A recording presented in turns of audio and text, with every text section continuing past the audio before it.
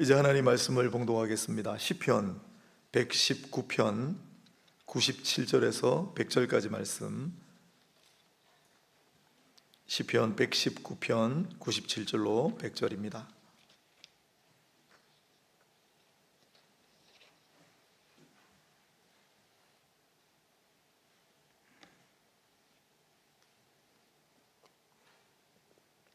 다 찾으셨으면 제가 한 절 읽고 여러분들께서 한 절 읽으시고 마지막 절은 같이 읽겠습니다.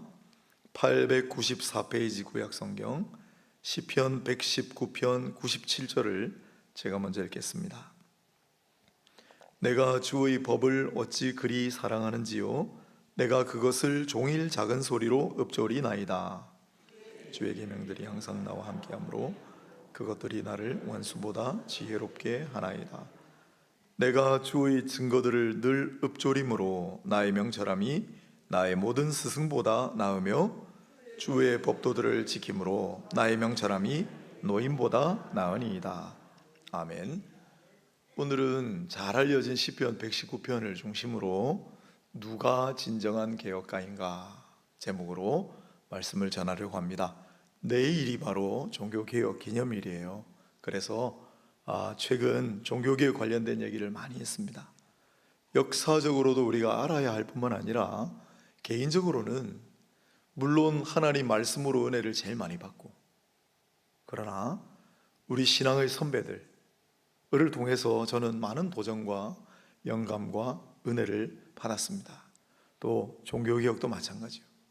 그래서 제가 받은 은혜를 공유하고 싶어서 루터, 칼빈, 즈빙글리 이런 분들이 얘기를 해드리는 거예요. 올해 이제 본격적으로 하기 시작하는데 정말 많습니다. 그 중에 몇 분만 했잖아요. 올해는 조금씩 반복해서 할 테니까 제가 받았던 그 은혜, 제가 우리 신앙의 선진들 통해 도전받았고 제가 결의했고 했던 그 똑같은 은총이 여러분들에게도 임하기를 바라는 마음으로 오늘도 시편 119편을 가지고 누가 진정한 개혁가인가 제목으로 말씀을 전하려고 합니다. 시편 119편은 시편뿐만 아니라 성경 전체에서 제일 긴 장입니다. 장절을 구분할 때 가장 긴 장이 시편 119편인데 이유가 있습니다. 이 시편 119편을 이런 종류의 시편을 여기 써놨죠. 제가 알파벳 시편 또는 답관체라고 합니다. 알파벳 시편 또는 답관체. 알파벳은 A, B, C, D, 우리로 하면 기역, 니은, 디귿, 리을 그 앞글자로 전부 시작해요. 그리고 답관체라는 말을 우리 옛날 선배님들이 쓰셨는데 재밌습니다. 관이자 머리에 쓰는 거, 그걸 밟고 가는 체다. 제일 머린 말, 제일 머리 글자를 밟고 간다. 그래서 답관체라고 불렀어요. 요즘 우리 다음 세대들에게 답관체라고 하면 누가 알아듣겠습니까? 그죠? 알파벳 시편이라 알아듣죠. 그래서 시편에 이렇게 A, B, C, D로 시작하는, 우리로 치면 기역, 니은, 디귿, 리을로 시작하는 게 전부 8개가 있는데 시편 150개 중에 그 중에 7번째가 시편 119편이고, 그러나 이 알파벳 시편, 답관체 시편이라고 불리는 시편들 중에 백미 중의 백미다라고 불립니다. 왜 긴 줄 아세요? 이 히브리어 알파벳이 22개예요. 우리는 세 보시면 기역, 니은, 디귿, 리을 몇 개인지 22개인데 그 22개를 쭉 A 시작하고 B 시작하고 하면 22줄이면 되잖아요. 근데 22구절이 아니고 무려 176구절이 됩니다. 왜냐하면 그 하나당 8줄씩, 그래서 22 곱하기 8 해서 176구절이 나오는 거예요. 그렇게 하기도 힘들 뿐더러, 그러니까 1절부터 8절까지는 전부 기역으로 시작하는 말로 되어 있어요. 그 다음에 9절부터 16절까지는 전부 첫 글자가 니은이에요. 그렇게 형식적으로도 해놓았을 뿐만 아니라 내용상으로도 전부 말씀에 관한 구절이에요. 시편 119편 176개의 구절 전체가 다 말씀과 관련된 구절인데 딱 4구절, 84절, 90절, 122절, 132절에만 말씀, 율례, 증거, 법도 이런 구체적인 단어가 안 들어갈 뿐이지 나머지 172구절엔 전부 말씀과 관련된 단어가 다 들어가 있습니다. 그래서 시편 119편은 그냥 전체가 말씀에 관한 시편이에요. 그렇기 때문에 백미 중에 백미라고 부르는 거죠. 오늘 본문은 97절부터 100절까지로 제가 잘랐는데 97절부터 103절까지 여기는 우리말로 하면 미음으로 시작하는 부분입니다. 미음으로 시작하는. 제가 한번 해봤어요. 97절부터 보면 제일 첫 글자가 마예요. 마. 98절은 미. 미로 가다가 또 미. 시작하는 말이 그래요. 이렇게 보면은, 그런데 모음이 조금 달라서 그렇지 이렇게 원문을 보면 똑같습니다. 형태가 네모나게 생겼거든요. 우리말 미음처럼 똑같아요. 네모난 글자가 쭉 앞에 다 8줄입니다. 그렇게 되어 있습니다. 그래서 이 미음으로 시작하는 9절 가운데 오늘 4줄만 잘랐는데, 특히 마로 시작하는 부분이 2개죠. 97절하고 103절. 그걸 한번 읽어보면은 97절은 오늘 읽었으니까 내가 주의 법을 어찌 그리 사랑하는지요 내가 그것을 종일 작은 소리로 읊조리나이다. 어찌 때문에 그래요. 마라고 시작하는 게 어찌. 그러면 103절에도 어찌가 있겠죠. 주의 말씀의 맛이 내게 어찌 그리 단지요 내 입에 꿀보다 더 다니이다. 어찌 있잖아요. 어찌. 그래서 97절하고 103절만 마로 시작해요. 어찌. 내가 어찌 그리 하나님 말씀을 사랑하는지요 하나님의 말씀은 어찌 그리 단지요 라고 시작하는 부분만 마로 되어 있습니다. 그래서 97절은 내가 하나님의 말씀을 너무나 사랑합니다라는 고백이고, 103절은 하나님의 말씀은 내게 너무나 달콤합니다라는 감탄사고, 그렇게 되어 있어요. 말씀과 관련된 내용이에요. 종교개혁을 시작한 날로 여기는 10월 31일을 앞둔 바로 오늘, 사람들이 종교개혁을 많이 거론하지만 오늘은 이런 질문을 해보려고 합니다. 개혁가란 어떤 사람인가? 누가 진정한 개혁가인가? 그리고 가장 본질적인 답을 오늘 시편에서 찾습니다. 말씀을 사랑하는 자, 말씀을 달콤하게 여기는 자가 바로 진정한 개혁가입니다. 그게 오직 말씀이잖아요. 먼저 97절하고 98절을 다 같이 한번 읽어보겠습니다.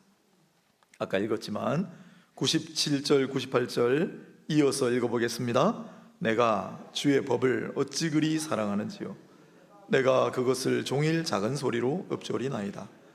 주의 계명들이 항상 나와 함께하므로 그것들이 나를 원수보다 지혜롭게 하나이다. 아멘. 누구의 고백입니까?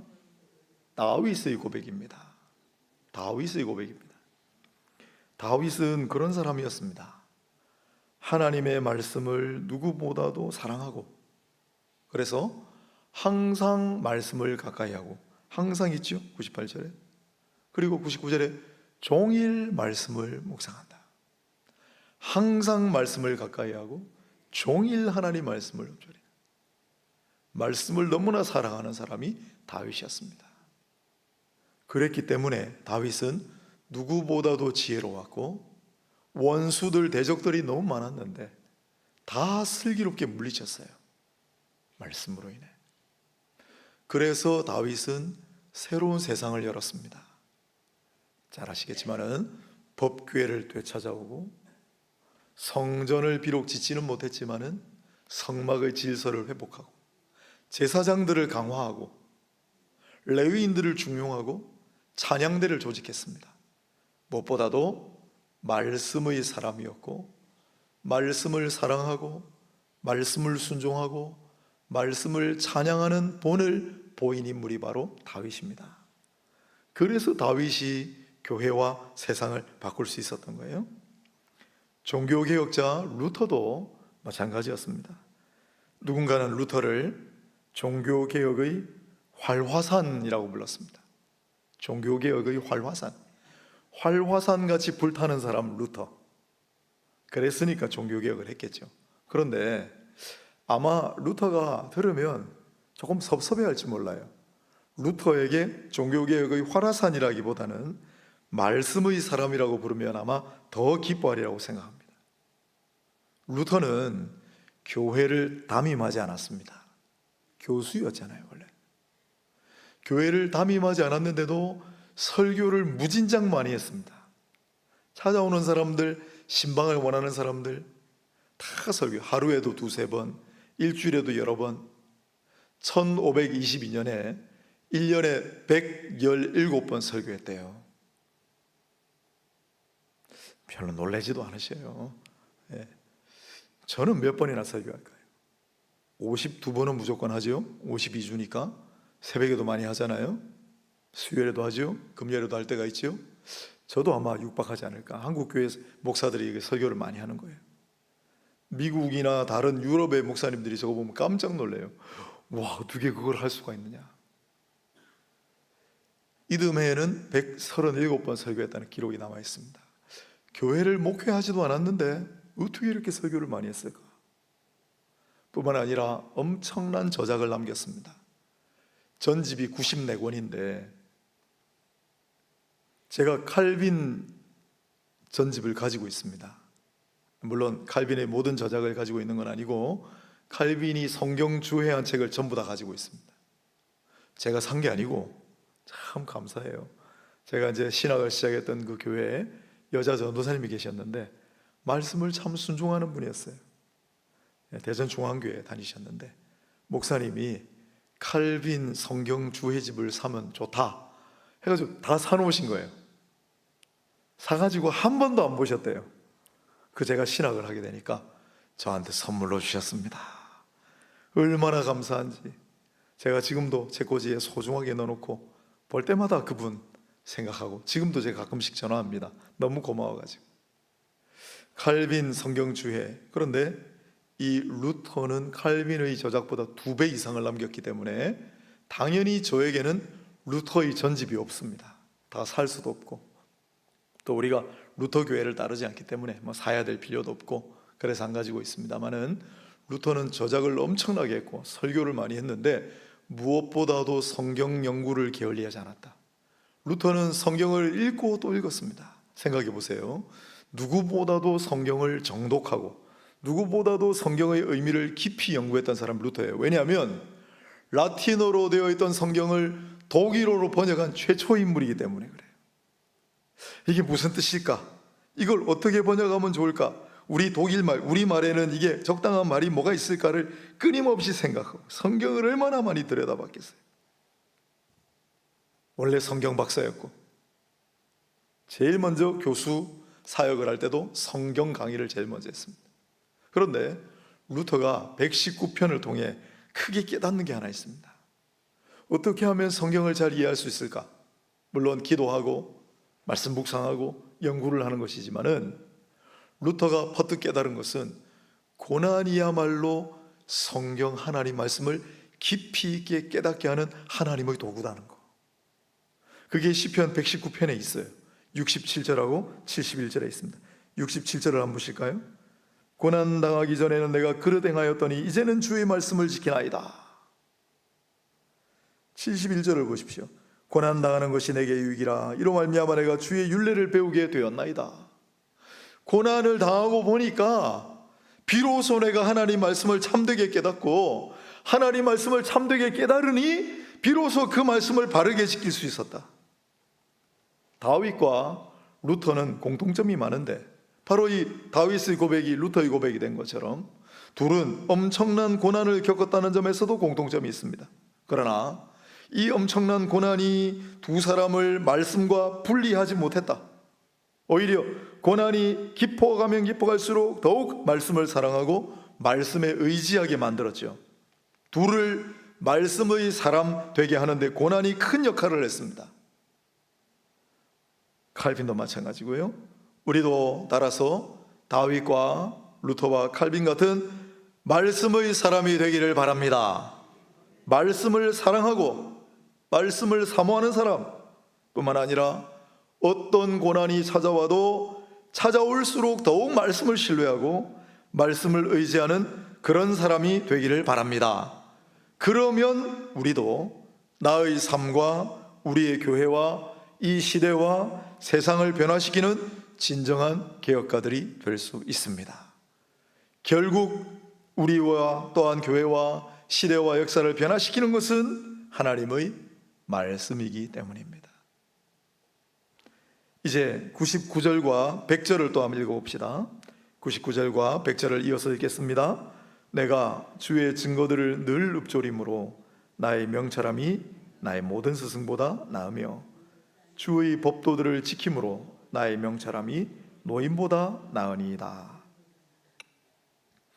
97절에 이어서 99절에 두 번 나오는 동사가 있습니다. 읊조리다라고 번역을 했는데, 이 읊조리다라는 말은 원래 단어가 시하라는 단어예요. 그런데 이 시하라는 단어는 숙고하다, 곰곰하게 생각하다, 따라서 우리가 알고 있는 바로 그 묵상에 해당합니다. 예전엔 이거 전부 묵상이라고 했거든요. 그런데 이거는 묵상을 읊조리다로 안 바꿔도 되는데 다 바꿔버렸어요. 실수라고 생각합니다.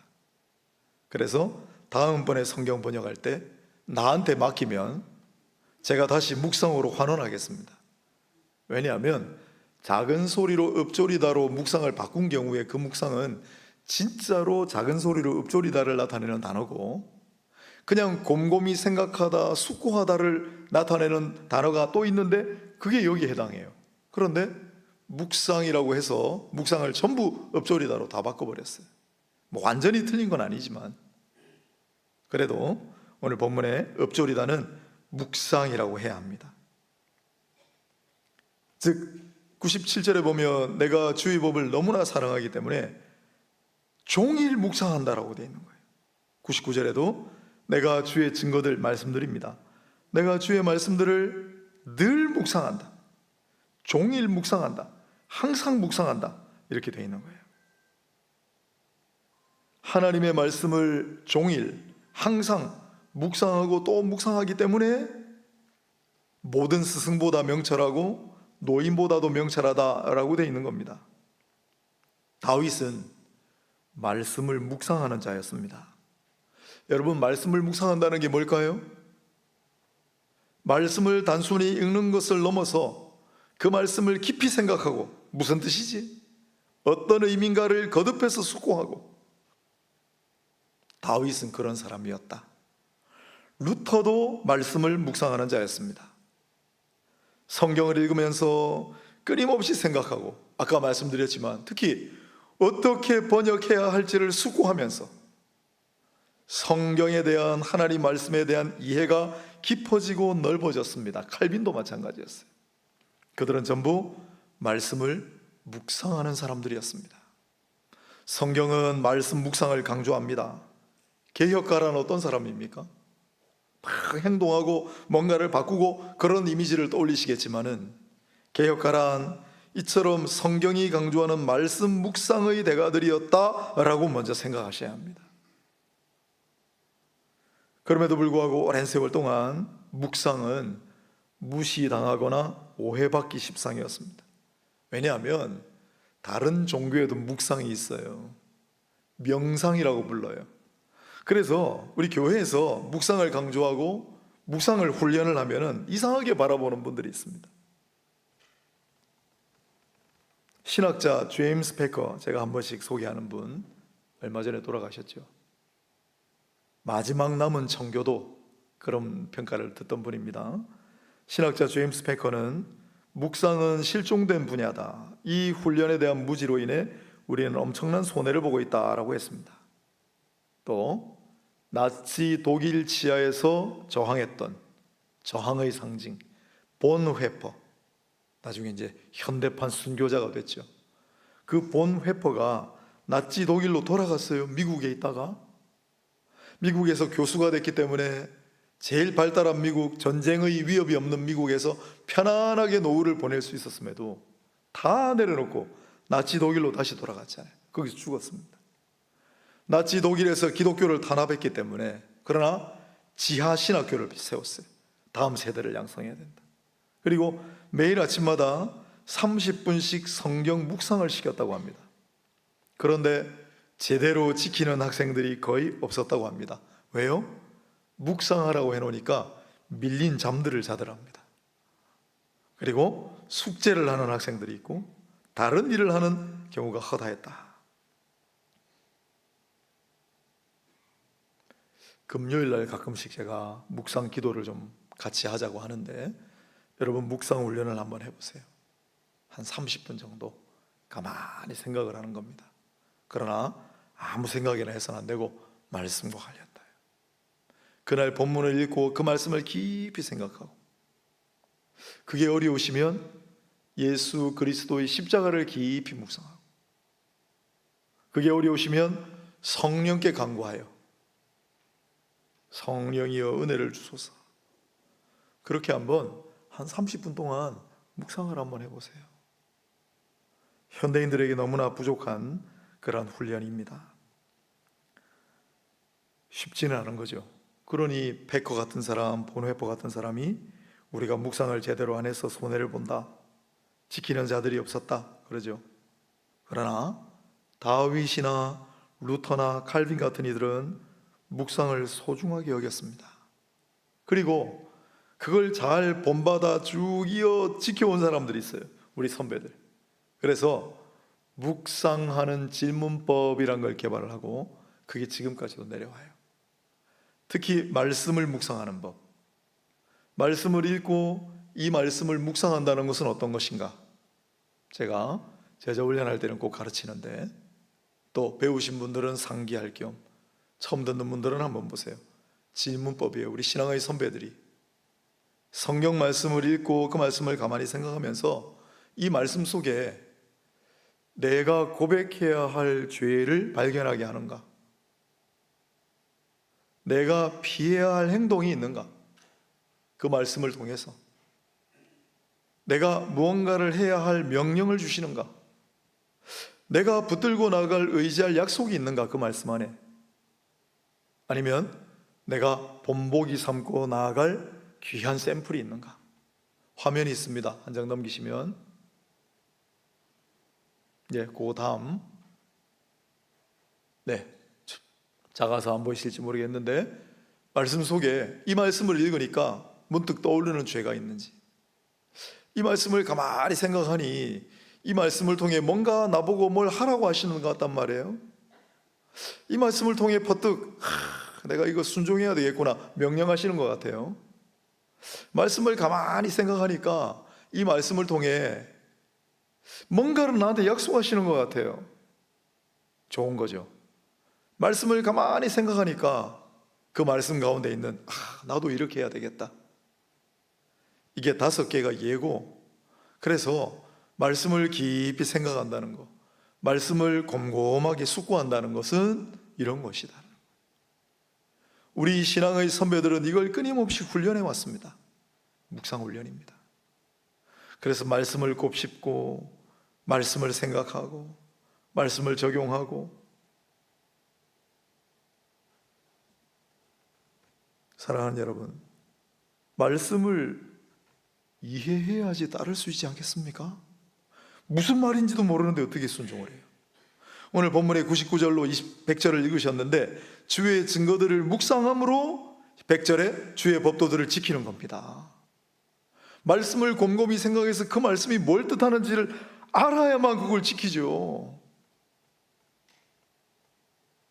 내가 주의 말씀을 지킴으로 라는 100절은 내가 주의 말씀을 묵상하여 라는 99절이 전제가 되지 않으면 절대 불가능합니다. 말씀을 제대로 이해해야 제대로 행동할 수 있지 않겠습니까? 말씀을 깊이 이해하고 넓게 이해해야 더 깊이 행동하고 넓게 행동하고 폭넓은 사고력과 분별력과 판단력을 지닐 수 있지 않겠습니까? 그래서 스스로 올바르게 행동할 뿐만 아니라 많은 사람들을 바른 길로 다니게 할 수 있지 않겠습니까? 그 말씀이 무슨 뜻인지를 깨달아야 되는 거죠. 그 말씀이 무슨 뜻인가를 깨닫기 위해서는 묵상이 절대적으로 필요하다. 그게 바로 진정한 개혁입니다. 개혁가란 누구인가? 말씀을 사랑하고, 말씀을 사모하고, 말씀을 늘 가까이 하고, 말씀을 늘 묵상하는 사람입니다. 그 말씀을 제대로 이해하고 깨닫고, 그 말씀대로 순종하고 실천하기로 결단하고, 그 말씀대로 살아가는 사람입니다. 간단해요. 따라서 말씀을 사랑하고 말씀을 의지하며 말씀을 많이 읽으시고, 뿐만 아니라 말씀을 많이 묵상하세요. 아까 그림 한번 넘겨보세요. 앞에 제가 언젠가 말씀드렸어요. 자, 저기 목욕할 때, 제 개인적인 경험입니다. 저는 욕조에 들어가서 가만히 할 때 정말 묵상이 잘 돼요. 아, 무슨 뜻이지? 욕조 안에 앉아가지고 설교 쓸 때도 많습니다. 여러분, 제가 주일날 선포하는 말씀 중에는 욕조 안에서 어느 정도 완성된 말씀이 많이 있습니다. 설거지를 할 때 말씀 묵상하기 좋아요. 제가 몇 번 말씀드렸죠? 왜? 깨끗하게 하잖아요. 기름기가 싹 닦여나가고 막 묻은 음식들이 싹 닦여나가서 반짝반짝해지면 얼마나 마음이 상쾌해요? 그거 하면서 말씀 묵상하면 엄청 좋아요. 개인적인 경험입니다. 뿐만 아니라 산책할 때, 이건 저뿐만 아니라 우리 신앙 선배님들이 많이 그랬어요. 가만히 산책할 때 말씀을 쭉 묵상하고 깨달음이 많습니다. 저 같은 경우 달리기 할 때 말씀 묵상해요. 퍼뜩퍼뜩 떠오르는 그런 심상들, 퍼뜩퍼뜩 떠오르는 깨달음들이 엄청 많아요. 말씀을 묵상하십시오. 말씀을 묵상하시길 바라요. 말씀을 묵상하십시오. 이 말씀이 무엇인가? 어떤 뜻인가? 깊이 넓게 이해하시고 깨달아, 그래야 그 말씀을 순종하고 실천하지 않겠어요? 그 깨달은 말씀대로 사람들을 가르치고 그 사람들을 올바른 길로 인도하지 않겠습니까? 말씀 묵상이 어려우시다면 아까 전에 말씀드린 대로 성육신하신 말씀인 예수님을 생각하고 사모하고 체험하고 교제하시기 바라요. 말씀이 떠오르시지 않으면 예수님의 행적과 예수님의 말씀과 예수님의 십자가와 예수님의 부활을 계속 곰곰하게 생각해 보세요. 큰 은혜의 유익이 있습니다. 또 성령께서 말씀의 보화를 발견하도록 도와달라고 기도하시기 바라요. 성령께서 미처 깨닫지 못했던 말씀의 비밀을 알게 하셔서 말씀이 꿀보다 달콤하다는 사실을 체험하게 해달라고 기도하시기 바랍니다. 또한 성령 충만하게 하셔서 말씀이 내 삶에 제대로 적용될 수 있게 해달라고 기도하시기 바라요. 오늘 종교개혁 기념일 바로 하루 앞에, 내일은 우리가 공예배가 없으니까 새벽에만 있으니까, 제가 오늘 종교개혁을 생각하면서 누가 진정한 개혁가인가? 누가 진정한 개혁가인가? 가장 첫걸음, 가장 본질적인 거, 무조건 말씀입니다. 말씀을 사랑하고 말씀을 사모하고 다윗의 고백처럼 항상 말씀을 가까이 하고 종일토록 말씀을 묵상하는, 또한 그 말씀을 깊이 묵상하는 사람이에요. 말씀을 늘 가까이 하고 말씀을 생각해야 묵상이 가능해요. 두 개는 연결되어 있는 것입니다. 말씀을 깊이 묵상하여 그 말씀이 어떠한가를 깨달아, 잘 모르겠으면 성령께 구하고 필요하면 설교도 좀 찾아듣고, 그 말씀이 어떠한가를 깨달아 그 이해한 말씀대로 순종해야 되겠다, 실천하고 나가야 되겠다. 그럴 때 내 삶이 달라지고 교회가 바뀌고 시대와 역사에 변화가 일어나는 겁니다. 한 개인의 지혜와 한 개인의 능력과 한 개인의 용맹이 삶을 바꾸지 못합니다. 우리 누군가 인생 하나를 바꿀 수 있습니까? 내 자식 하나도 내가 바꿀 수 있나요, 마음대로? 우리가 교회를 변화시킬 수 있습니까? 우리가 이 시대와 역사를 달라지게 할 수 있나요? 오직 말씀만, 그 하나님의 말씀에 붙들린 말씀의 사람들이 그걸 해내는 겁니다. 오늘 이 말씀을 잘 생각하셔서 부디 축복합니다. 말씀의 사람들이 되소서. 말씀을 사랑하는 사람들이 되소서. 말씀을 늘 가까이 하는 사람들이 되소서. 말씀을 묵상하는 사람들이 되소서. 그래서 말씀을 깊이 이해하고 그 바른 말씀을 깨달아 스스로를 변화시키고 가정을 변화시키고 교회를 변화시키고 시대와 역사를 변화시키는, 그게 개혁까지, 그게 종교개혁까지 누가 따로 있겠습니까? 그와 같은 이 시대의 신실하고 진정한 개혁가들이 다 되시기를 바랍니다.